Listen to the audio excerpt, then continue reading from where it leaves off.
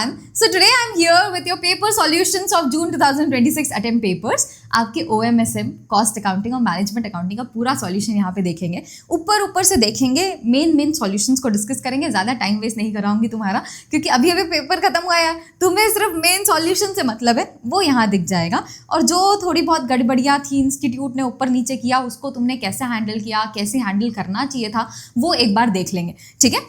और साथ ही साथ ये जो पेपर का सॉल्यूशन मैं बताऊंगी तुम्हें, ये सॉल्यूशंस आपको व्हाट्सएप चैनल पे मिल जाएगा. व्हाट्सएप चैनल का लिंक मैं नीचे डिस्क्रिप्शन बॉक्स में शेयर कर दूंगी.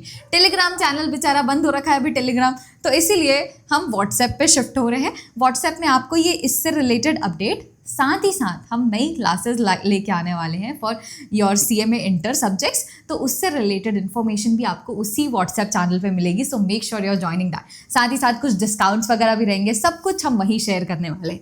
ठीक है. चलो, तो पहले तो ये कॉस्ट अकाउंटिंग पे आ जाते हैं. कॉस्ट अकाउंटिंग का MCQ हमने पहले देख लिया था क्या, है ना. डायरेक्टली एक बार ऊपर से देख लेंगे. डायरेक्टली मैं आ जाती हूँ अपने मेन क्वेश्चंस पे. क्वेश्चन नंबर 2 है, बहुत ही आसान question. Let me tell you one thing, यहाँ जो भी लॉन्ग आंसर क्वेश्चंस है ना, वो सारे के सारे आपके क्वेश्चन बैंक में ऑलरेडी कवर्ड है. कुछ भी यहाँ पे नया पूछा ही नहीं गया. बहुत सिंपल क्वेश्चंस पूछे गए. ठीक है. सबसे पहले मैं ये कॉस्ट शीट वाला क्वेश्चन बताऊँ तो जून 25 में भी कवर्ड था, क्लासेस के अंदर भी कवर्ड है. लेट मी शो यू कि इसका आंसर फाइनली क्या होगा. ठीक है. पहले रॉ मटीरियल कंज्यूम्ड कैलकुलेट करोगे, प्राइम कॉस्ट कैलकुलेट किया 4950, फैक्ट्री कॉस्ट निकाला है, एडजस्टेड फैक्ट्री कॉस्ट निकाला है, कॉस्ट ऑफ गुड्स सोल्ड निकाला, और admin not related to production होता है ना, तो आप इसको यहाँ बाद में ऐड करेंगे तो ज़्यादा प्रेफरेबल है. अदरवाइज मैंने क्लासेस के अंदर भी आपको बताया हुआ है कि एज वो फैक्ट्री कॉस्ट के बाद ही मोस्टली शो हो जाता है, तो आप वैसा करके भी ऑप्शन शो कर सकते हो. लेकिन उसके लिए नोट लिखना जरूरी है कि as per institute study mat हमने वैसा ही किया जैसा इंस्टीट्यूट स्टडी मैट में फॉलो करती है. तो यहाँ पे आपका प्रॉफिट 20,46,000 का हो रहा है. ठीक है. क्वेश्चन नंबर 2 भी भाई साहब इससे आसान क्या ही होगा. हम जब मटेरियल पढ़ते हैं, क्वेश्चन नंबर 3, 4 जो स्टार्टिंग के क्वेश्चंस होते हैं आपके क्वेश्चन बैंक में, उसी में ये वाला पार्ट कवर्ड है ना. EOQ निकाल लिया और उसके बाद आपकी एग्जिस्टिंग पॉलिसी और EOQ पॉलिसी को कंपेयर कर लिया. हमने टोटल ऑर्डरिंग कॉस्ट निकाला है, टोटल इन्वेंट्री कैरिंग कॉस्ट निकाला और टोटल इन्वेंट्री का कॉस्ट निकाला है. दोनों को कंपेयर करोगे, डिफरेंस हमारा 2250 का आ रहा है. इतना मनी सेव होगा बाय यूजिंग EOQ. ठीक है. चलो, next is question number 3A. Now this is a complicated question, क्योंकि यहाँ अगर आप देखो तो क्वेश्चन ने बोला था कि अंडर एब्जॉर्प्शन निकालो, लेकिन क्वेश्चन में तो अंडर एब्जॉर्प्शन है ही नहीं, है ना. इस क्वेश्चन के अंदर ओवर एब्जॉर्प्शन ऑफ ओवरहेड्स आ रहा है. कैसे आएगा? 20 इंटू आपके 20,000 मशीन आवर्स किए, 4 लाख का ओवरहेड हमने एब्जॉर्ब कराया, जबकि एक्चुअल ओवरहेड कितना है? 4 लाख माइनस 60,000 एबनॉर्मल है लेबर कोट वाला, 20,000 प्रीवियस ईयर का है, वो भी एबनॉर्मल है, उसे भी हटा दोगे तो 3,20,000 आपने एक्चुअल रिकॉर्ड किया, जबकि 4 लाख एब्जॉर्ब कराया है ना. तो 80,000 आपका ओवर एब्जॉर्प्शन आ रहा है, जबकि क्वेश्चन बोल रहा है अंडर एब्जॉर्प्शन आ रहा है. सो ये क्वेश्चन एग्जैक्ट सेम है क्वेश्चन नंबर 32 का जो हम क्लास में देखते हैं. बस इंस्टीट्यूट ने क्या किया है पता है? सारी वैल्यूज को डबल कर दिया. जो भी वैल्यूज तुमको यहाँ दिख रही है उन सब वैल्यूज को डबल कर दिया, लेकिन डबल करने से इंस्टीट्यूट ओवर एब्जॉर्प्शन आ रहा था, अंडर एब्जॉर्प्शन नहीं आ रहा था, तो वो अंडर एब्जॉर्प्शन ही लिख के दे दिया, जबकि एक्चुअली ओवर एब्जॉर्प्शन हो रहा है इस क्वेश्चन के अंदर. तो मैंने क्या किया है ना, मैं इस क्वेश्चन को ओवर एब्जॉर्प्शन ही मान के सॉल्व कर रही हूँ. ओवर एब्जॉर्प्शन ट्रीट किया है, ओवर एब्जॉर्प्शन ही आ रहा है तो ओवर एब्जॉर्प्शन ही ट्रीट करूंगी, और उसके हिसाब से ट्रीटमेंट बताया कि 60% ऑफ द ओवरहेड हम कॉस्टिंग P&L में ट्रांसफर कर देंगे डिफेक्टिव प्लानिंग से रिलेटेड, और बचा हुआ जो आपका 40% है उसके लिए सप्लीमेंट्री रेट चार्ज करेंगे. अब इस पे भी ना कंट्रोवर्सी है डिफेक्टिव प्लानिंग से रिलेटेड कि इंस्टीट्यूट कुछ जगह पे इसे नॉर्मल ट्रीट कर लेता है. कुछ क्वेश्चन है जून 23 में स्पेसिफिक पूछा गया था, जहाँ पे इसे जब डिफेक्टिव प्लानिंग था उसे नॉर्मल ट्रीट किया, लेकिन एक बार और पूछा जहाँ पे वो उसको एबनॉर्मली ट्रीट कर रहे हैं. एबनॉर्मल वाला ज़्यादा रीसेंट है, तो उस एबनॉर्मल को ध्यान में रखते हुए मैंने इस 60% डिफेक्टिव प्लानिंग को एबनॉर्मल ट्रीट किया है, और बचा हुआ 40% 32,000 को नॉर्मल ट्रीट करते हुए उसका सप्लीमेंट्री रेट बना के चार्ज किया.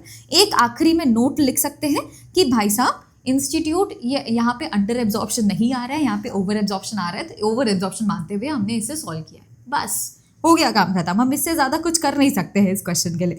ठीक है. फिर क्वेश्चन नंबर 3B देखें. अगर हम क्वेश्चन नंबर 3B तो क्या बोल रहा है ये इंटीग्रेटेड अकाउंटिंग के अंदर आपको जर्नल एंट्रीज पास करनी। इंटीग्रेटेड अकाउंटिंग में पास करो या नॉन इंटीग्रेटेड में पास करो, मोस्टली यहाँ तक की चीज़ें सारी सेम रहेंगी, लेकिन जो अंडर एब्जॉर्प्शन ओवर एब्जॉर्प्शन है उसमें कॉस्टिंग P&L लिखने की जगह मैं कॉस्टिंग का अलग से P&L तो नहीं बनाऊंगी इंटीग्रेटेड के अंदर, तो क्या लिखेंगे P&L अकाउंट लिखेंगे। तो बस यहाँ तक की एंट्रीज जैसा तुम पास करते हो वैसा ही है, क्योंकि ये वाला क्वेश्चन स्पेसिफिक ना नॉन इंटीग्रेटेड में हमने सॉल्व किया हुआ है, और बाकी तो P&L अकाउंट में ट्रांसफर कर देंगे। अगर इंटीग्रेटेड है तो एक ही P&L अकाउंट बनेगा, कॉस्टिंग का अलग से नहीं बनेगा। ठीक है, चलो नेक्स्ट आ जाएंगे ये रूम डेज वाला कैलकुलेशन। अब इसमें भी देखो दो अलग अलग सिनारियोज हो सकते हैं इसे सॉल्व करने के। पहले तो मैंने रूम डेज कैलकुलेट कर लिया, ठीक है। रूम डेज कैलकुलेट करने के बाद मैंने वेरिएबल कॉस्ट और फिक्स कॉस्ट निकाला है। अब फिक्स कॉस्ट का इंस्टीट्यूट दो अलग अलग ट्रीटमेंट बताती है। एक ट्रीटमेंट होता है जो ज़्यादा सही है कि आप पूरी कैपेसिटी लो, ओवरऑल कैपेसिटी, उसके ऊपर जो रेट दिया हुआ है पर डे वाला वो चार्ज करो, और यही होना चाहिए क्योंकि फिक्स कॉस्ट ऑक्यूपेंसी के ऊपर डिपेंडेंट तो होता ही नहीं है। तो फिक्स कॉस्ट को बिना ऑक्यूपेंसी पर डिपेंड हुआ वाला सिनारियो मैंने निकाला है। आप इसका एक और सिनारियो कर सकते हो क्योंकि इंस्टीट्यूट दोनों आंसर्स देती है ना। तो 87,600, 43,200, 800 और 19,170 भी इस्तेमाल करके मल्टीप्लाई करके आप निकाल सकते हो। दोनों तरीके से इंस्टीट्यूट आंसर देती है, तो वो मैंने निकाल के बताया। अब एक प्रॉब्लम है यहाँ पे, क्वेश्चन में लिखा है 20% मार्जिन ऑफ सेफ्टी। अगर आप क्वेश्चन को देखें तो वहाँ पे 20% ऑफ मार्जिन ऑफ सेफ्टी लिखा है, लेकिन ऐसा सिमिलर क्वेश्चन ना इंस्टीट्यूट पहले भी पूछ चुकी है और वहाँ पे 20% मार्जिन ऑफ सेफ्टी लिखा हुआ था, फिर भी इंस्टीट्यूट प्रॉफिट चार्ज कर रही थी, उसे प्रॉफिट की तरह ट्रीट किया। तो मैंने क्या किया ना, मैंने दोनों अल्टरनेटिव तुम्हें शो कर दिया। इंस्टीट्यूट को अगर मार्जिन ऑफ सेफ्टी लिखा है तो मार्जिन ऑफ सेफ्टी के हिसाब से ही सजेस्टेड देना चाहिए, लेकिन एज इंस्टीट्यूट पास में वो भी फॉलो कर रही है, तो मैंने पहले प्रॉफिट 1/5 ऑफ रूम रेंट मेरे को 20%, मार्जिन ऑफ सेफ्टी को 20% नेट प्रॉफिट ही मानते हुए अगर मैं कैलकुलेट करूँ तो ये आएगा। और सिंगल रूम रेंट 859, 1074, 1289 आ रहा है। लेकिन अगर मैं मार्जिन ऑफ सेफ्टी मान के चलूँ, जो क्वेश्चन में एक्चुअली लिखा है मार्जिन ऑफ सेफ्टी 20% चार्ज हो रहा है, तो उसके हिसाब से अगर आप देखोगे तो सिंगल रूम रेंट 768.15 है, डबल रूम रेंट 960.19 है और ट्रिपल रूम रेंट 1152.23। कैसे कैलकुलेट किया पता है? मार्जिन ऑफ सेफ्टी 20% है, break even point 80% of total sales हो जाएगा। ऐसा तो हमने MCQ में भी देखा कि अगर ये 20% है तो BP 80% हो जाता है। Fix cost upon PV ratio किया। PV रेशियो का फॉर्मूला क्या होता है? Contribution upon sales. तो सेल्स माइनस वेरिएबल कॉस्ट लिखा, ये हमारा वेरिएबल कॉस्ट है, अपॉन सेल्स लिखा, तो कंट्रीब्यूशन अपॉन सेल्स हो गया क्या, है ना। और फिक्स कॉस्ट तो हमने ऊपर कैलकुलेट कर ही रखा था, वही वाला फिक्स कॉस्ट उठा के यहाँ रख दिया, ये 88,000 है। ठीक है ना।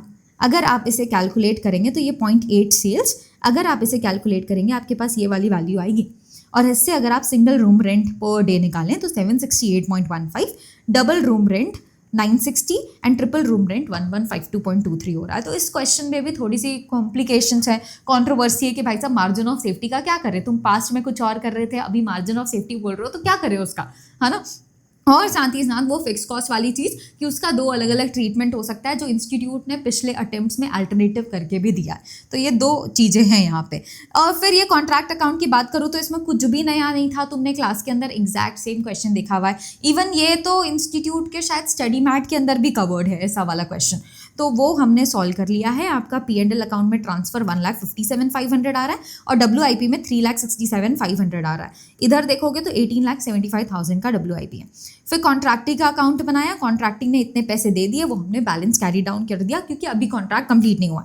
ठीक है, फिर कॉन्ट्रैक्ट अकाउंट सेकेंड ईयर का भी बनाना था तो उसके हिसाब से बनाया और P&L अकाउंट में इतना अमाउंट ट्रांसफर हो रहा है 8,42,500 और कॉन्ट्रैक्टिंग का account at the end balance करके 2,37,500 का बैलेंस कैरी डाउन बच जा रहा है। ठीक है, चलो ये हो गया, कॉन्ट्रैक्ट भी खत्म। फिर 5A मैंने तुमको बताया भी था कि ये वाला क्वेश्चन इंस्टीट्यूट पूछ सकती है, वर्क इन प्रोग्रेस से रिलेटेड क्वेश्चन है। सबसे पहले इक्विवेलेंट प्रोडक्शन यहाँ पे कैलकुलेट करना होता है, बड़ा सिंपल। तुमको क्लास में जो फर्स्ट क्वेश्चन कराया था इससे रिलेटेड बस वैसा ही पूछा है, कोई भी ओपनिंग स्टॉक नहीं है, सिर्फ क्लोजिंग स्टॉक है और इस वाले सिनारियो में बहुत सिंपल हो जाता है ये क्वेश्चन। सबसे पहले इक्विवेलेंट प्रोडक्शन निकाला मटीरियल, लेबर एंड ओवरहेड्स का, और उसके हिसाब से मैंने रेट पर यूनिट निकाला 532। ठीक है, फिर इसके बाद valuation of work in progress करोगे तो वर्क इन प्रोग्रेस 30,000 आ रहा है, मैंने ट्रांसफर टू नेक्स्ट प्रोसेस भी यही वैल्यू कर लिया 1,60,000। फिर प्रोसेस वाई अकाउंट बनाया है जिसमें आपने वो सारी चीज़ें शो कर दी और at the end value match कर गई।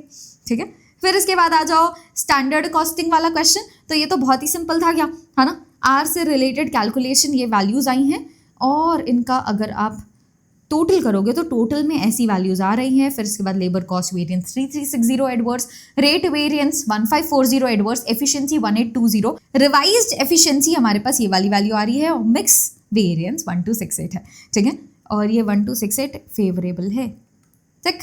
तो ये वैल्यूज आ रही हैं आपकी स्टैंडर्ड कॉस्टिंग की। बात करें आगे मार्जिनल, तो भाई साहब ये तो इतना ज़्यादा आसान क्वेश्चन मैं बता रही हूँ, इंस्टीट्यूट ने इस बार ना स्टार्टिंग के बहुत आसान क्वेश्चंस पूछे। ये भी तुम्हारी नोट्स में कवर्ड है, बहुत सिंपल सा क्वेश्चन है। यहाँ पे इवन पूरा का पूरा एग्जैक्ट क्वेश्चन कवर्ड है। हमने ब्रेक इवन पॉइंट सेल्स निकाला, फिर उसके बाद सेल्स निकालने बोला तो ये सेल्स निकाल के दिखा दिया मैंने, 2,43,750 आ रहा है 15% ROI के लिए। और फिर बोला गया कि आपका अगर सेल्स इतना है तो कितना प्रॉफिट कमाओगे, तो हमने दिखा दिया प्रॉफिट 5,000 का आ रहा है, ठीक है। नेक्स्ट क्वेश्चन नंबर 6B में हमें यहाँ पे की फैक्टर एनालिसिस के हिसाब से सॉल्व करने बोला है। ये भी बहुत आसान question, already covered in your book, nothing new. Contribution per unit निकाला, फिर कंट्रीब्यूशन पर रॉ मटेरियल निकाला, उसके हिसाब से रैंकिंग दी, एलोकेट किया रॉ मटेरियल को, यूनिट प्रोड्यूस्ड कैलकुलेट किया, टोटल कंट्रीब्यूशन निकाला और प्रॉफिट निकाल के दिखा दिया। क्वेश्चन पूछ क्या रहा था कि कितने यूनिट्स प्रोड्यूस होंगे, ऑप्टिमम मिक्स क्या होगा टू अर्न मैक्सिमम प्रॉफिट, वो हमने निकाल के दिखा दिया, ठीक है। नेक्स्ट क्वेश्चन देखोगे तो क्वार्टरली प्रोडक्शन बजट से रिलेटेड है।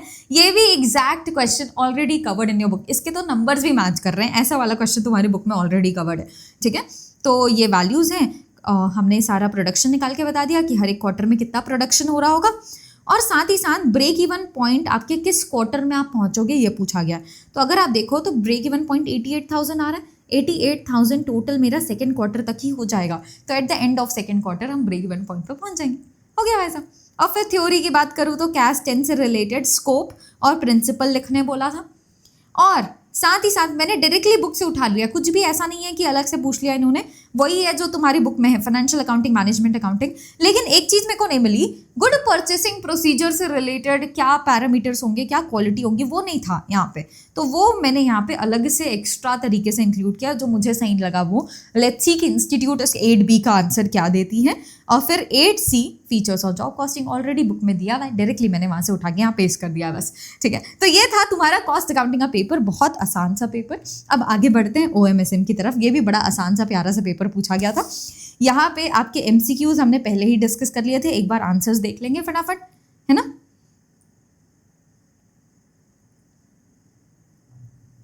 चलो, अगर मैं लॉन्ग आंसर क्वेश्चंस की बात करूं तो question number 1 facility location selection से पूछा। अभी तक नहीं पूछती थी इंस्टीट्यूट से, इंस्टीट्यूट थ्योरी में खेल रही है, पहले ही बताया था, है ना। तो 2.3 में फैसिलिटी लोकेशन सिलेक्शन डिसीजन से पूछा है इन्होंने, और 5 स्टेजेस ऑफ डिजाइन थिंकिंग पूछा है। एक बार देखें तो दोनों का मैंने आंसर डायरेक्टली बुक से ही लिया है। ये sourcing, market, cost, socio cultural, ऐसा करके इंस्टीट्यूट ने दिया हुआ था, वो हमने यहाँ इंक्लूड कर लिया। डिजाइन थिंकिंग के 5 स्टेजेस हैं, 5 स्टेजेस वाला तो आंसर बहुत ही सिंपल है ना। फिर आ जाओ ये क्वेश्चन नंबर 3A, यहाँ पे आपको कॉस्ट कैलकुलेट करना है on a per year basis, और बताना है कि कब आपको मशीन रिप्लेस करनी चाहिए। तो मैंने हर एक ईयर का निकाला है, एक बार चेक कर सकते हैं, और मेरा 7th ईयर में रिप्लेसमेंट आ रहा है कि मुझे 7th ईयर में, at the end of 7th year मेरे को रिप्लेस कर लेना चाहिए अपनी मशीन, ठीक है। नेक्स्ट आ जाओ क्वेश्चन नंबर 3 भी तुम्हारा फेवरेट, डिमांड फोरकास्टिंग। कुछ भी नहीं होता है इसमें, बहुत ही सिंपल क्वेश्चंस होते हैं। इसको मैंने सॉल्व किया यहाँ पे इक्वेशंस की मदद से, और मेरे पास B की वैल्यू आ रही है 0.9, A की वैल्यू आ रही है 4, उसको इक्वेशन में पुट किया, y = 4 + 0.9x आ रहा है ना। 11.2 करोड़ आपके सेकंड वाले का आंसर है। जब एडवर्टाइजमेंट 8 लाख का हो रहा है तो ये 11.2 करोड़ होगा। मैंने देखा था एक बच्चे ने मैसेज में पूछा था कि अगर ये लाख से और ये करोड़ से, तो मेरे को चेंज करने की जरूरत है क्या, दोनों को सेम में करने की जरूरत है क्या। आंसर इज नो, दोनों अलग अलग चीजें हैं, दोनों अलग अलग टर्म्स में हो सकती है। 1 लाख 1 करोड़ में होगा, कोई इशू नहीं है, सॉल्व कर सकते हो बिना कोई इशू के। तो ये लैक्स में है, ये करोड़ में है, चलेगा, वैसे ही आपके आंसर्स आ जाएंगे बड़े सिंपली, कन्वर्ट करने की जरूरत नहीं है यहाँ पे, ठीक है। Next question number 4A assignment का क्वेश्चन है भाई साहब, बहुत ही सिंपल सा क्वेश्चन है ना। रो ऑपरेशन परफॉर्म किया, कॉलम ऑपरेशन परफॉर्म किया, रो एंड कॉलम स्कैनिंग करी, और जॉब का खर्चा निकाला, टोटल 310 आ रहा है ऑप्टिमल सॉल्यूशन के हिसाब से।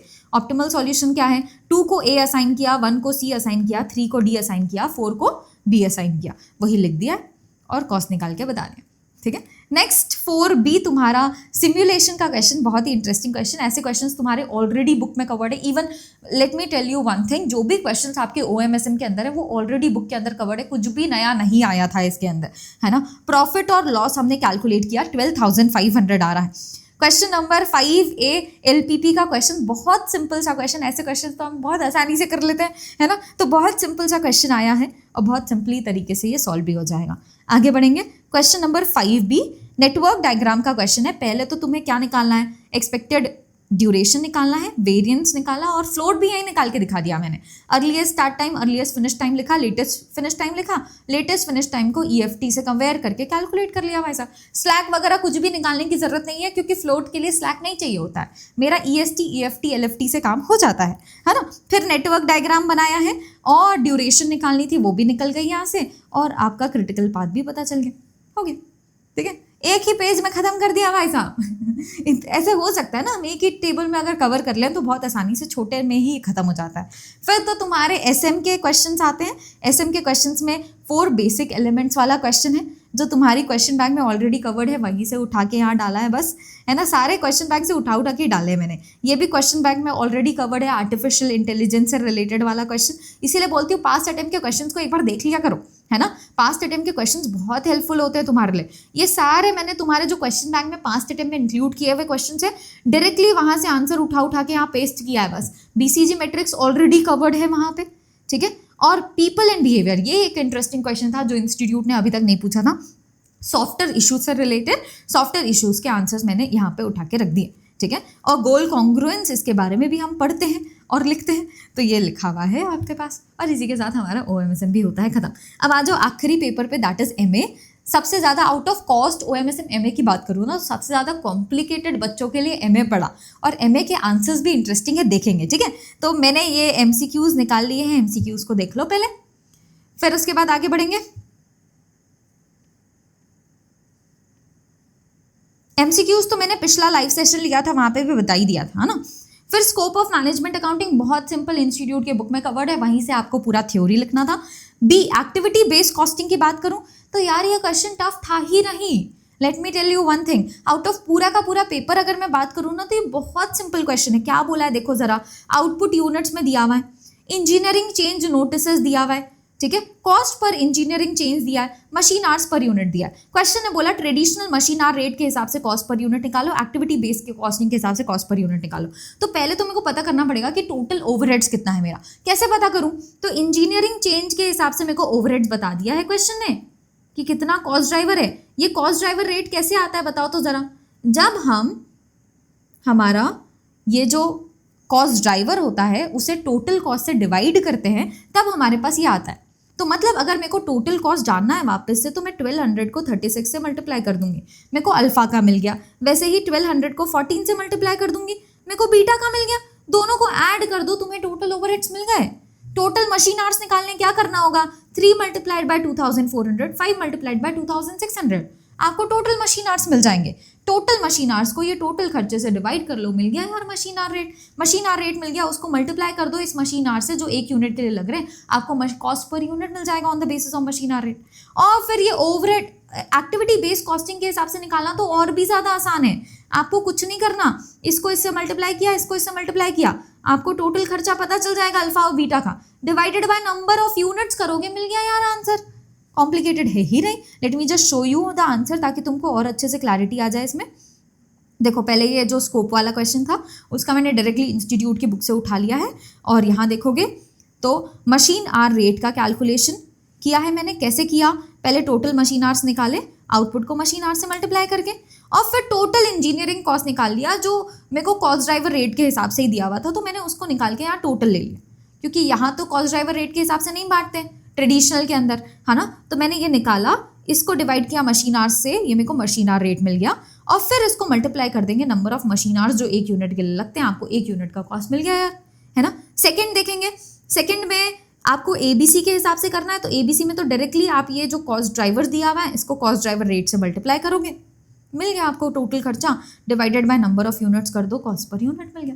और फिर कमेंट करने बोला है तो बोल देंगे ट्रेडिशनल वाले ने क्या किया, देखो इसको अंडर कॉस्ट कर दिया, इसको ओवर कॉस्ट कर दिया, जबकि इसमें ज़्यादा खर्चा आना चाहिए था, इसमें कम आना चाहिए था, तो अंडर ओवर कॉस्ट कर दिया उसने, जिसको कौन करेक्ट करता है, ABC करेक्ट करता है, ये लिख लिया। ठीक है, नेक्स्ट देखेंगे क्वेश्चन नंबर 3A। ये किसके बारे में पूछ रहा, देखेंगे क्वेश्चन नंबर 3A। क्या बोल रहे हो तुम, इन्होंने बोला, हाँ ये बहुत इंटरेस्टिंग क्वेश्चन है, थोड़ा सा कॉम्प्लिकेटेड भी पड़ा होगा ये क्वेश्चन, लेकिन बहुत अच्छा है, बहुत ज़्यादा अच्छा है, इंपॉर्टेंट टाइप का क्वेश्चन है आगे भी बच्चों के लिए। तो एक बार देखेंगे हाँ क्या बोला जा रहा है। मेरे को यहाँ पे सेलिंग प्राइस दिया हुआ है 384, 525, रॉ मटेरियल दिया हुआ है 158 एंड 240, डायरेक्ट वेजेस मेरे को 40 पर आवर चार्ज होता है, और डिपार्टमेंट ABC के कॉस्ट दिया हुआ है। तो इसकी मदद से मैं आवर्स निकाल सकती हूँ कि हर एक यूनिट के लिए कितने कितने आवर्स लग रहे होंगे सब जगह। वेरिएबल ओवरहेड दिया हुआ है, कंपनी सिंगल शिफ्ट में ऑपरेट करती है 8 hours per day, 300 days in a year. मेरे पास नंबर ऑफ वर्कमैन भी दिए हुए हैं कि हर एक डिपार्टमेंट में कितने हैं, तो इसकी मदद से मैं टोटल आवर्स निकाल सकती हूँ हर एक डिपार्टमेंट का। 8 आवर्स 300 डेज मल्टीप्लाइड बाय ए का निकालना है तो 78 workers, 8 multiplied by 300 into second वाले का 54, 8 मल्टीप्लाइड बाय 300 इंटू लास्ट वाले का 48। ठीक है, ऐसे करके मैं टोटल आवर्स निकाल सकती हूँ जो डिपार्टमेंट्स के पास हैं। अब ये टोटल आवर्स क्या मदद करेंगे पता है, अगर आप नोटिस करो तो B सिर्फ मेरे को Q में लग रहा है, C सिर्फ और सिर्फ मेरे को P में लग रहा है, तो इसकी मदद से मैं पता कर सकती हूँ कि कितनी नंबर ऑफ मैक्सिमम यूनिट्स मैं बना पा रही हूँ। ठीक है, इन दोनों की मदद से हम मैक्सिमम यूनिट्स निकालेंगे। कैसे, देखो सबसे पहले मैंने कंट्रीब्यूशन पर यूनिट कैलकुलेट किया है यहाँ पे, question number 3A। Contribution per unit calculate किया, अपने सारे खर्चे वेरिएबल वाले माइनस करके फ्रॉम द सेलिंग प्राइस। ठीक है, फिर मैंने देखा कि सब डिपार्टमेंट में कितने आवर्स अवेलेबल है, ऊपर दिखाया ना, वैसे ही कैलकुलेट कर लिया है यहाँ पे कि हर एक डिपार्टमेंट में कितने कितने आवर्स अवेलेबल है। फिर उसके बाद मैंने निकाला कि मैक्सिमम यूनिट्स मैं कितनी बना सकती हूँ। तो मैक्सिमम यूनिट्स के लिए ना मैंने डिपार्टमेंट ABC तीनों के जो टोटल आवर्स थे उसके हिसाब से नंबर ऑफ यूनिट्स पता किया। पहले देखा डिपार्टमेंट A एक ऐसा डिपार्टमेंट है जो दोनों प्रोडक्ट्स के लिए लग रहा है, तो डिपार्टमेंट A का मैंने निकाला कि अगर मैं पूरे आवर्स इस प्रोडक्ट को दे दूं तो इसके कितने यूनिट्स बन पाएंगे डिपार्टमेंट A के अंदर। अगर मैं पूरे आवर्स जितने भी हैं डिपार्टमेंट A में वो इस प्रोडक्ट को दे दूं तो यहाँ कितने यूनिट्स बन पाएंगे। वैसे ही C और B का निकाला, C मेरे को इस प्रोडक्ट के लिए लगता है, B मेरे को इस प्रोडक्ट के लिए लगता है। तो अगर आप नोटिस करो तो विच एवर इज लोअर ही बन पाएगा, है ना। ये बॉटल नेक टाइप का सिचुएशन है, समझ लो, क्योंकि अगर आपका ये वाला डिपार्टमेंट भले इतनी यूनिट्स बना रहा है लेकिन अगर ये इतनी ही बना पा रहा है तो इसी की चलेगी, जो कम बना पाता है उसी की चलती है। यहाँ भी जो कम बना पा रहा है उसी की चल रही है, मतलब चलेगी किसकी, चलेगी इन दोनों डिपार्टमेंट की। और इन दोनों के हिसाब से हमने मैक्सिमम निकाल लिया कि मैक्सिमम इतने ही बन पाएंगे। लेकिन ये निकालने के बाद अब लिमिटेशन कौन क्रिएट कर रहा है पता है, डिपार्टमेंट A लिमिटेशन क्रिएट कर रहा है। C और B ने तो मेरे को मैक्सिमम डिमांड जैसे क्वेश्चन के अंदर दिया होता है मोस्टली की फैक्टर के अंदर, वो निकालने में मदद किया है। अब डिपार्टमेंट A मेरा लिमिटिंग फैक्टर बनेगा। देखना डिपार्टमेंट A के टोटल कितने आवर्स चाहिए दोनों के ये मैक्सिमम यूनिट्स को बनाने के लिए, वो हमने निकाला। ठीक है, on the basis of 1.5 and 2 hours per unit यहाँ लगता है, तो उसके हिसाब से टोटल इतने आवर्स चाहिए जबकि है इतना ही, है ना। तो इस सिचुएशन पे हमारा डिपार्टमेंट A की फैक्टर बन गया। और डिपार्टमेंट A अगर की फैक्टर है तो अब तुम की फैक्टर एनालिसिस करोगे, समझ रहे हो। तो इंस्टीट्यूट ने इस क्वेश्चन को, बहुत अच्छा क्वेश्चन है ये, पहले तुम्हें मार्केट डिमांड, जो तुम मैक्सिमम डिमांड निकालते हो वो मैक्सिमम डिमांड या मैक्सिमम प्रोडक्शन तुम कितना कर सकते हो वो पहले तुमको खुद ही निकालना है। फिर उसके बाद की फैक्टर एनालिसिस यहाँ पे करनी है। कंट्रीब्यूशन पर लिमिटिंग फैक्टर निकाला हमने और उसके हिसाब से रैंकिंग की। रैंकिंग करने के बाद हमारी मैक्सिमम यूनिट्स लिखी और फिर एलोकेशन किया कि कितने कितने आवर्स में इधर एलोकेट कर सकती हूँ डिपार्टमेंट A के। एलोकेशन करने के बाद यूनिट प्रोड्यूस कितना हो सकता है वो निकाला और टोटल कंट्रीब्यूशन निकाल के दिखा दिया। ठीक है, मेन क्वेश्चन में यही निकालना था कि ये दोनों की कितनी कितनी यूनिट्स बनेंगी on the basis of limiting factor. Limiting factor क्या था, डिपार्टमेंट A था। ठीक है, चलो हो गया हमारा ये वाला क्वेश्चन भी खत्म। अब आ जाओ 3B में। 3B के अंदर ट्रांसफर प्राइस पूछा और ये बहुत सिंपल क्वेश्चन था। मेरे को ऊपर से देख कैसे लग रहा था पता नहीं क्या ही पूछ लिया, लेकिन एक्चुअल में अगर आप पढ़ना चालू करोगे ना इस क्वेश्चन में कुछ ही नहीं था, बहुत ही सिंपल सा क्वेश्चन था। आपने वेरिएबल खर्चों को ऐड किया, टोटल वेरिएबल खर्चा निकाला, फिक्स खर्चा निकाला, एडमिन का खर्चा दिया हुआ था वो भी कंसिडर कर लिया और मैंने यहाँ पे टोटल कॉस्ट निकाल लिया। Total cost 249 on a per unit basis आ रहा है। अब क्वेश्चन ने बोला 15% आफ्टर टैक्स प्रॉफिट कमाना है on transfer price. Transfer price के ऊपर 15% आफ्टर टैक्स प्रॉफिट कमाना है। इसके लिए ना पहले मेरे को प्रॉफिट बिफोर टैक्स निकालना पड़ेगा। प्रॉफिट बिफोर टैक्स कैसे निकालते हैं, हम डिविजनल परफॉर्मेंस मेजरमेंट में भी सीखते हैं। Profit after tax upon 1 minus tax rate करोगे, है ना।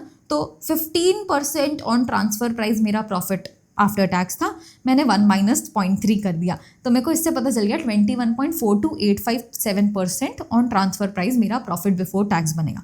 तो अब मैं ट्रांसफ़र प्राइस के लिए फॉर्मूला लिख रही हूँ कि ट्रांसफ़र प्राइस मतलब सेलिंग प्राइस जैसा ही, माइनस कॉस्ट करोगे तो प्रॉफिट मिलता है, प्रॉफिट कितना होना चाहिए, इतना होना चाहिए, ठीक है। अब मैं इसको इधर लेके जाऊँगी और ऐसे multiplication cross multiplication plus minus करके हमने वैल्यूज़ निकाल ली है। ट्रांसफर प्राइस 316.909 आ रहा है। बस ये वाला चीज़ आना चाहिए जो तो तुम डिविजनल परफॉर्मेंस मेजरमेंट में सीखते ही हो।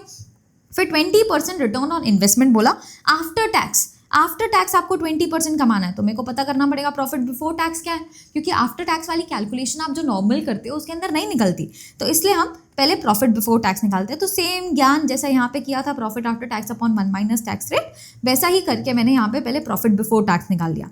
फिर cost divided by number of units करके profit before tax per unit निकाला, और कॉस्ट पर यूनिट तो 249 पहले ही निकाला मैं, ट्रांसफर प्राइस कैलकुलेट कर लिया।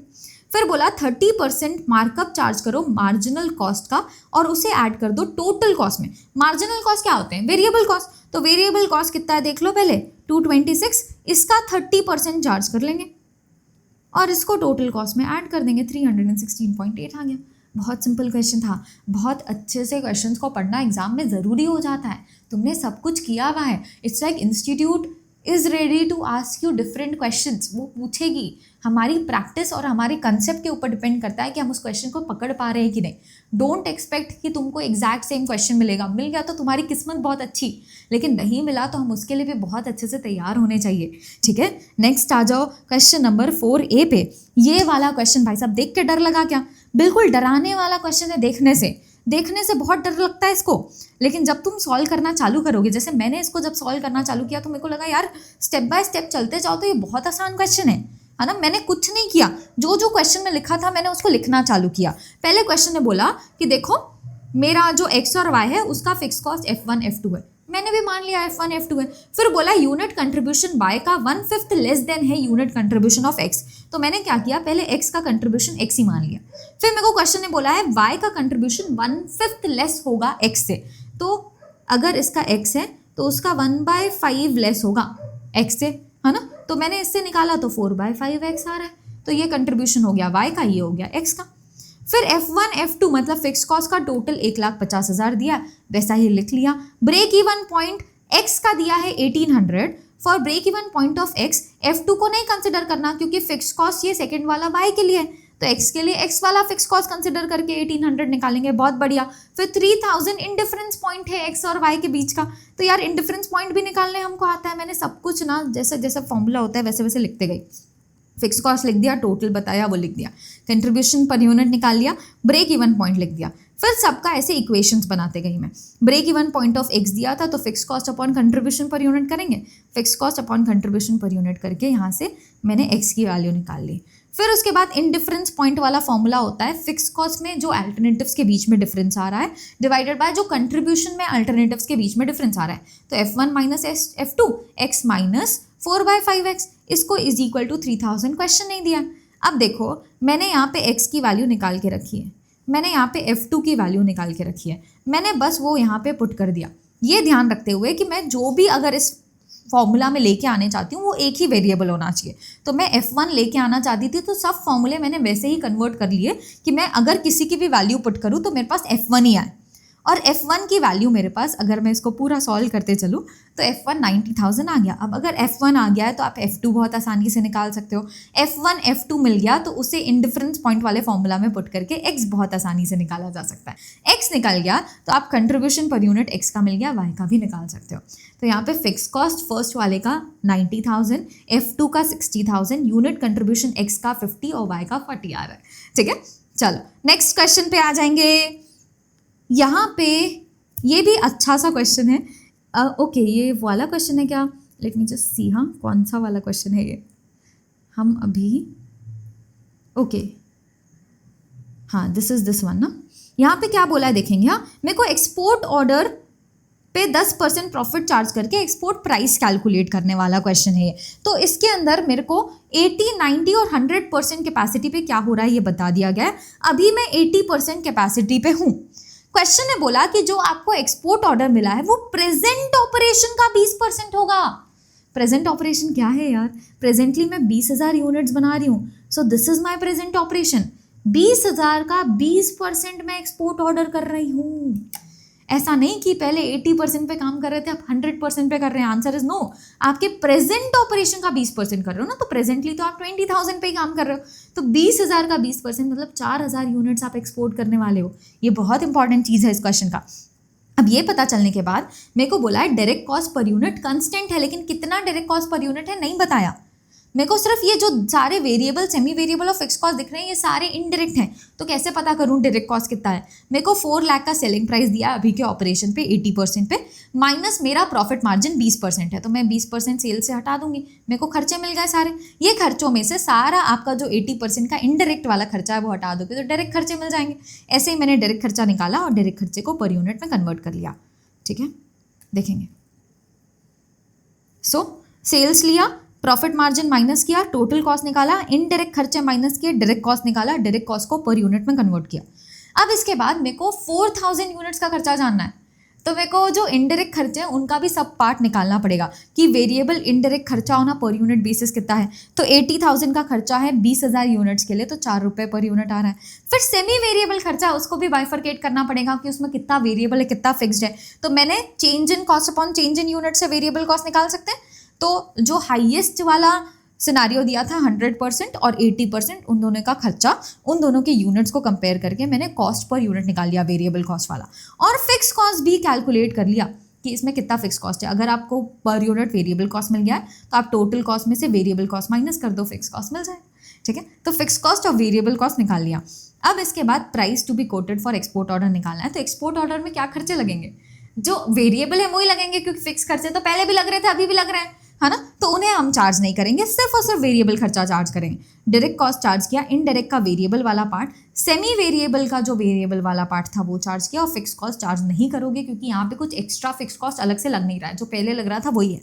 एडिशनल पैकिंग कॉस्ट एक अलग से दिया हुआ था वो ऐड किया, 45,000 का कॉस्ट है। प्रॉफिट हमको दिया हुआ है 10% ऑन प्राइस, तो 1/9 ऑफ कॉस्ट हो जाएगा, उसके हिसाब से चार्ज करके एक्सपोर्ट प्राइस निकालेंगे। ठीक है, 50,000 का एक्सपोर्ट प्राइस आ रहा है with a profit of 5,000 rupees. Next देखेंगे क्वेश्चन नंबर 5 है, सबसे आसान क्वेश्चन तुमको ये लगा होगा क्योंकि इसमें कुछ कॉम्प्लिकेशन नहीं है, तो तुम जैसा करते आए हो वैसा ही है। लेबर का cost variance 2,700, rate 3,300 adverse, efficiency 600 favourable, mix 3,000 favourable, yield 2,400 adverse आ रहा है। फिर ये वाला क्वेश्चन फिक्स्ड ओवरहेड का था, लेकिन कॉम्प्लिकेशन कुछ नहीं थी, जैसा तुम नॉर्मली करते आते हो वही करना है। डेज दिए होते हैं तो हम रिवाइज बजटेड आवर्स भी निकालते हैं, जो मैंने कैलकुलेट किया। फिर फिक्स्ड ओवरहेड का cost variance 2,910 adverse, volume is 3,090 favourable, expenditure 6,000 adverse, efficiency 17,010, capacity 8,100, calendar 12,000 favourable. ठीक है, नेक्स्ट आ जाएंगे बजट वाला क्वेश्चन। ये बजट वाले क्वेश्चन में ना क्या है देखें क्या, एक बार क्वेश्चन देखने से थोड़ा ज़्यादा अच्छे से याद आता है। बहुत क्वेश्चन सॉल्व किए ना आज, बहुत सारे सॉल्व किए, कॉस्ट ओपन से में सब सॉल्व किया आज।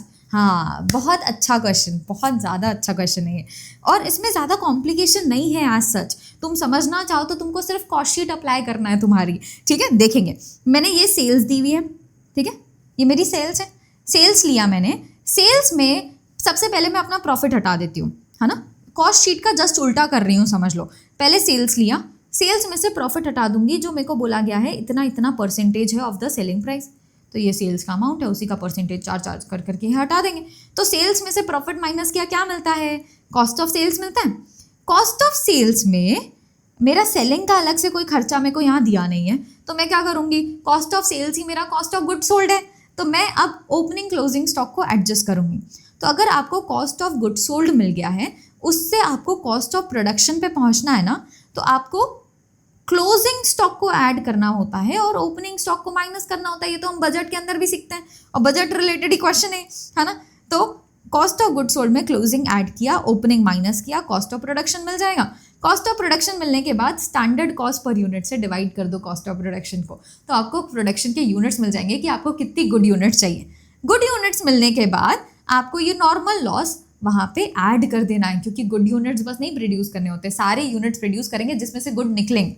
तो ये जो लॉस है नॉर्मल लॉस, वो भी हम ऐड कर देंगे, जो परसेंटेज ऑफ इनपुट है। कैसे ऐड होगा देखेंगे, ठीक है। सो क्वेश्चन नंबर सबसे पहले सेल्स से स्टार्ट किया, प्रॉफिट माइनस किया, कॉस्ट ऑफ गुड सोल्ड मिल गया, क्योंकि यहाँ पे सेलिंग का अलग से खर्चा नहीं है तो आप इसे cost of good sold, cost of sales दोनों बोल सकते हो, चलेगा। फिर क्लोजिंग स्टॉक को ऐड करेंगे, ओपनिंग स्टॉक को माइनस करेंगे, कॉस्ट ऑफ प्रोडक्शन मिल गया। कॉस्ट ऑफ प्रोडक्शन को मैंने जो स्टैंडर्ड कॉस्ट पर यूनिट दिया था उससे डिवाइड करके गुड प्रोडक्शन के यूनिट्स निकाल लिए। मैम स्टैंडर्ड कॉस्ट कैसे, बजट बना रहे हो तुम, एक्चुअल थोड़ी कंसिडर कर रहे हो, तो स्टैंडर्ड कॉस्ट के हिसाब से ही प्रोडक्शन यूनिट्स निकलेंगे। फिर जो नॉर्मल लॉस है वो कंसिडर करेंगे, तो नॉर्मल लॉस 1025 है, तो ये जो आपके गुड यूनिट्स होंगे वो कितने होंगे, 100 आपका टोटल इनपुट माइनस 10 किया, गुड यूनिट्स 90 होंगे, यहाँ 80 होंगे, यहाँ 95 होंगे, तो ये 1,35,090 को डिनोट करता है, मुझे 100 जानना है। ऐसा करके मैंने ग्रॉस प्रोडक्शन निकाल लिया, कितने यूनिट्स प्रोड्यूस करने, हो गया प्रोडक्शन बजट खत्म, ठीक है। और डायरेक्ट लेबर का बजट अगर आप देखें तो डायरेक्ट लेबर में मेरे पास यही ग्रॉस प्रोडक्शन ले लिया मैंने, और स्टैंडर्ड आवर्स पर यूनिट दिया हुआ था दोनों डिपार्टमेंट का, बस इसको यूनिट से मल्टीप्लाई करके टोटल लेबर आवर्स निकाले, रेट पर आवर से मल्टीप्लाई करके टोटल लेबर कॉस्ट निकाला, दोनों डिपार्टमेंट का वही काम किया, ठीक है, हो गया। आ जाएंगे क्वेश्चन नंबर 6B पे।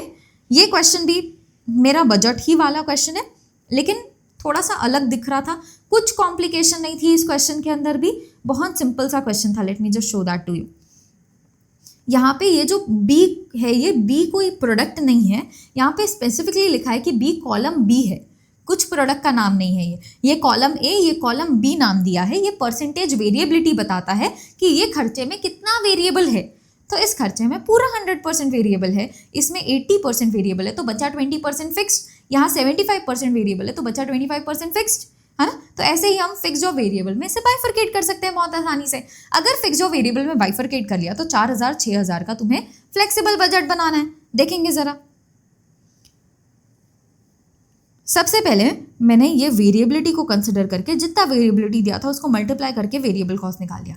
वेरिएबल कॉस्ट को 5,000 यूनिट के लिए क्वेश्चन ने इन्फॉर्मेशन दी है, तो 5,000 यूनिट से डिवाइड करके वेरिएबल कॉस्ट पर यूनिट में चाहिए होता है वो निकाल लिया, और फिक्स कॉस्ट को अलग कर दिया, जहाँ जहाँ 100 से कम है वहाँ वहाँ आपका फिक्स कॉस्ट भी आ जाएगा, बचा हुआ परसेंटेज।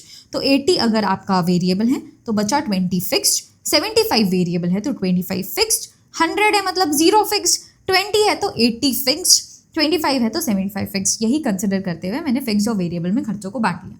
और इसको बांटने के बाद तो ये बजट में क्या ही है, हमने 4 और 6 लिखा, जो भी पर यूनिट कॉस्ट था वेरिएबल वालों का, वो वेरिएबल का पर यूनिट कॉस्ट लिखा के नंबर ऑफ यूनिट से मल्टीप्लाई करके मैंने टोटल निकाल लिया। और फिक्स वालों के लिए क्या करते हैं, फिक्स वालों के लिए टोटल पहले लिख देते हैं, फिर नंबर ऑफ यूनिट से डिवाइड करके पर यूनिट निकालते हैं, और फिर मैंने टोटल कॉस्ट पर यूनिट और टोटल में दोनों में निकाल के दिखा दिया। इस क्वेश्चन में मोस्टली आपको पर यूनिट वाला कैलकुलेशन पूछा था, ठीक है। चलो आगे बढ़ जाएंगे, question number 7A। Now this is a complicated question, जिसके बारे में बहुत सारे क्वेश्चंस भी आ रहे हैं मेरे को बच्चों के, कि मैम इसमें तो हमको ये जो लॉन्ग टर्म डेट से रिलेटेड रेट है वो तो दिया ही नहीं है, डेट के ऊपर क्या रेट चार्ज करें।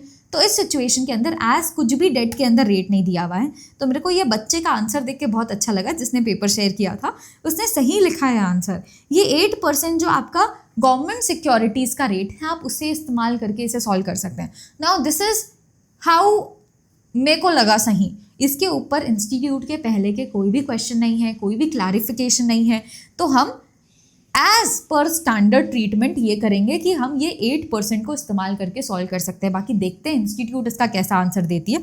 बाकी मेरे हिसाब से तो ये 8% जो गवर्नमेंट सिक्योरिटीज़ का रेट है वही आप लॉन्ग टर्म डेट के लिए इस्तेमाल करोगे, क्योंकि स्पेसिफिकली उसके लिए कोई भी रेट नहीं दिया, ठीक है। अगर ऐसा है तो क्वेश्चन कैसे सॉल्व होगा, फिर तो मेरे को लगता है कि तुमसे हो जाएगा अगर तुम ऐसा एक स्पेसिफिक रेट लेके चलो। तो सबसे पहले प्रॉफिट बिफोर टैक्स निकाला, net profit after tax 1 minus tax rate करके 200 लाख आ रहा है। फिर उसके बाद interest on long term debt नहीं दिया है कोई भी सेपरेट, तो हम ये 8% जो दिया हुआ है 365 डेज गवर्नमेंट सिक्योरिटी का, आई अंडरस्टैंड कि ये रिस्क फ्री रेट है, फिर भी इसको डेट की तरह इस्तेमाल करेंगे क्योंकि अलग से डेट का नहीं दिया है ना। तो 600 इंटू 8% करके मैंने इंटरेस्ट कैलकुलेट कर लिया। Earning before interest and tax निकालने बोला है क्वेश्चन में, तो profit before tax plus interest कर दोगे तो earning before interest and taxes आ गए, ठीक है। फिर कॉस्ट ऑफ इक्विटी निकाला है 13% आएगा, कॉस्ट ऑफ डेट निकाला है वही 8% को कंसिडर करते हुए पोस्ट टैक्स कैलकुलेट करना होता है, तो 5.2% आ रहा है। कैपिटल एम्प्लॉयड के लिए दोनों को ऐड करके नेटवर्थ और लॉन्ग टर्म डेट को ऐड करके लिया है। यहाँ पे अगर आप देखो तो एक और आइटम दिया हुआ था क्वेश्चन में, एंड दैट इज 150 का कुछ अमाउंट है, शायद 150 का पेटेंट वगैरह, देखेंगे 150 लाख्स का मेरे को पेटेंटेड वैल्यू वाला कुछ चीज़ दिया, लेकिन ये बुक्स के अंदर है ही नहीं। हम ईवा कैलकुलेशन जब भी करते हैं तो हम बुक का रिलेटेड वैल्यूज़ लेते हैं। तो मैंने भी यहाँ पे, हम मोस्टली यही ट्रीटमेंट करती है इंस्टीट्यूट, इसीलिए हमने वही ट्रीटमेंट लेके ईवा का कैलकुलेशन बुक वैल्यू के हिसाब से किया है। हमने जो 150 का एक्स्ट्रा था वो नहीं लिया और उससे रिलेटेड नोट मैं लिख रही हूँ। तो नोट लिखना ना बहुत ज़्यादा हेल्पफुल होता है आपके लिए। आपको ये पता होना चाहिए, अगर आप नोट लिखोगे तो इंस्टीट्यूट को पता होता है कि आपने ये क्यों किया, चेकर को समझ आता है कि आपने ये क्यों किया, ठीक है। आपको मार्क्स मिलने के चांसेस बढ़ जाते हैं। तो कहीं भी कुछ ट्रीटमेंट आपको ऐसा लग रहा है कि यहाँ गड़बड़ है, तो हम एक नोट लिख के उसको समझा सकते हैं कि हम ऐसा क्यों कर रहे हैं, ठीक है। Weighted average cost of capital calculate किया है और नोपैट निकाला और ईवा कैलकुलेट किया। 91 लाख यहाँ पे आ रहा है, ठीक है। और ये हमने एक नोट भी लिख दिया इसके साथ। इसके अलावा क्वेश्चन नंबर 7B, ये आपका लर्निंग कर्व से रिलेटेड क्वेश्चन है। 16 बैचेस का खर्चा निकालना था, बहुत ही आसान सा क्वेश्चन है। और यहाँ पे एक्सेप्ट और रिजेक्ट का क्वेश्चन है कि मैं एक्सेप्ट करूँ कि रिजेक्ट करूँ। और एक्सेप्ट और रिजेक्ट का जब भी क्वेश्चन आता है हम सिर्फ रिलेवेंट खर्चे कंसिडर करते हैं, फिक्स ओवरहेड को नहीं कंसिडर करोगे। क्वेश्चन अलग से बोल रहा है कमिटेड है, पहले से कमिटेड है, तो मेरे को ये कॉन्ट्रैक्ट एक्सेप्ट करना चाहिए कि रिजेक्ट करना चाहिए, उसके लिए मैं इसको नहीं इस्तेमाल करूंगी। इंक्रीमेंटल प्रॉफिट आ रहा है तो हम इसे एक्सेप्ट कर सकते हैं। नेक्स्ट क्वेश्चन नंबर 8A देखेंगे। Now let me tell you one thing, ये जो 8A वाला क्वेश्चन है ये तुम्हारा है ही नहीं, ये strategic cost management CMA final का क्वेश्चन है, ठीक है। भले बहुत सिंपल है, आई अंडरस्टैंड, लेकिन हमारे में तो था ही नहीं ना ऐसा कुछ कैलकुलेशन करने वाला, और इन्होंने पूछ लिया तो भाई साहब अब क्या कर रहे हैं, अब हमें करना पड़ेगा ये, है ना। तो ब्रेक इवन पॉइंट यूनिट्स निकालना तुमको आता है, वो मैंने निकाला। और उसके बाद probability that the company will at least break even करने की प्रोबेबिलिटी क्या होगी ये बताना है। तो देखो क्या होगा ना, क्वेश्चन ही दिखाती हूँ तो अच्छे से दिखेगा, समझ भी आएगा। 11,250 आया क्या ब्रेक इवन पॉइंट, बस मेरे को ढूंढना है कि 11,250 या उसके आगे की यूनिट्स कहाँ से चालू हो रही हैं। तो 11,250 या उसके आगे की यूनिट्स ये हैं, इनका सारा प्रोबेबिलिटी को ऐड कर दो, यही तुम्हारा ब्रेक इवन पॉइंट का प्रोबेबिलिटी हो गया, ठीक है। ये तुम्हारा ब्रेक इवन पॉइंट पहुंचने का प्रोबेबिलिटी हो गया। वैसे ही आपको बोला गया है ये टारगेट प्रॉफिट कमाना है, तो पहले मैं यूनिट्स निकालूंगी कि कितने यूनिट से ये टारगेट प्रॉफिट आ रहा है, और फिर देखूंगी कि वो यूनिट किस यूनिट तक आ रहा है या किसके आगे आ रहा है, उसको हम कंसिडर कर लेंगे। Let me just show that to you. हमने पहले कैलकुलेट किया कि units to earn target profit कितना है, 15,662, और 15,662 या उससे आगे की यूनिट होने का चांसेस 18% ही था, तो वो यहाँ पे लिख दिया। फिर इसके बाद इन्होंने एक्सपेक्टेड एनुअल प्रॉफिट निकालने बोला है, जिसके लिए पहले एक्सपेक्टेड यूनिट्स होल्ड निकालेंगे। ये कैसे निकलेगा, तो प्रोबेबिलिटी को डायरेक्टली आप नंबर ऑफ यूनिट से मल्टीप्लाई कर दो तो आपके पास एक्सपेक्टेड यूनिट्स आ जाएंगे, ठीक है। इन दोनों को मल्टीप्लाई करने से मेरे पास एक्सपेक्टेड यूनिट्स आ जाएंगे कि मैं एक्सपेक्टेड कितना सेल कर सकती हूँ। ये प्रोबेबिलिटी क्यों दिया है, क्योंकि अनसर्टेन है, मेरे को नहीं पता मैं कितनी यूनिट सेल करूँगी, कैसे करूँगी। तो हमें ये कंसिडर करके हमें निकालना है कि कितनी यूनिट्स हो रही हैं, और उसके बाद यूनिट्स को कंट्रीब्यूशन निकालो, selling price minus variable cost करके, उससे मल्टीप्लाई करो, माइनस करो फिक्स्ड कॉस्ट, आपके पास प्रॉफिट आ जाएगा। ये एक्सपेक्टेड प्रॉफिट है। ऐसा क्वेश्चन SCM में पूछा जाता है, CMA फाइनल में। CMA फाइनल के अंदर ये टॉपिक है, तुमसे भी पूछ रही है इंस्टीट्यूट, तो अब हमें इसके लिए भी प्रिपेयर करना पड़ेगा। इंस्टीट्यूट बता दो हमें क्या क्या प्रिपेयर करना है, हम ज़रूर कर लेंगे, लेकिन बताओ तो सही, है ना। चलो, ये हो गया तुम्हारा 3978 का प्रॉफिट निकालने बोला था, निकाल के दिखा दिया, ठीक है। और क्वेश्चन नंबर 8B तो रिस्पॉन्सिबिलिटी सेंटर के टाइप्स हैं, जो बहुत ही आसान था। ये था हमारा पूरा का पूरा पेपर का solution related to your cost OMSM MA, and ये पूरा का पूरा सॉल्यूशन मैं आपके साथ व्हाट्सएप चैनल पे शेयर करूंगी, लिंक नीचे डिस्क्रिप्शन बॉक्स में है, जाके फटाफट ज्वाइन कर लो। सारी इन्फॉर्मेशन, सारी क्लासेस से रिलेटेड इन्फॉर्मेशन, डिस्काउंट से रिलेटेड इन्फॉर्मेशन सब वहाँ शेयर करूँगी। इवन जो भी अपडेट्स आएंगे इंस्टीट्यूट के, आपके रिजल्ट से रिलेटेड अदर इन्फॉर्मेशन, वो सारी चीज़ें हम वहाँ डिस्कस करेंगे, ठीक है। So make sure you are joining the WhatsApp channel, and let's meet in the next video. Till then, happy learning everyone. Radhe Radhe. Bye bye everyone.